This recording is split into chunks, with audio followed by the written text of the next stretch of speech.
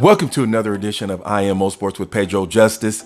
Did you just see what happened? It was unbelievable. I don't know what my eyes just saw. I never saw a punch like that to the abdomen, a jab, and the opponent goes down. Here is the second knockdown at the end of the sixth round where, he caught him. He just caught him. It's just simple as that. He got caught and he didn't know what to do. It was just that simple. This is insane. Look at this. This is crazy. This is craziness. How do you get hit like that? And that's it. That's all she wrote. It's over with a jab to the abdomen.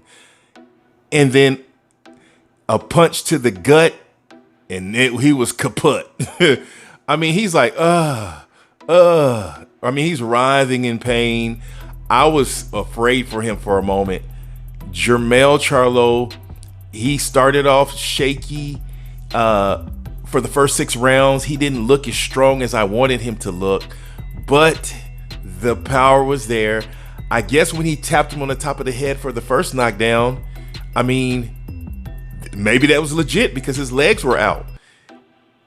Sometimes you get hit in the right place, which is actually the wrong place, and then you go down. I couldn't believe that he's still on the ground.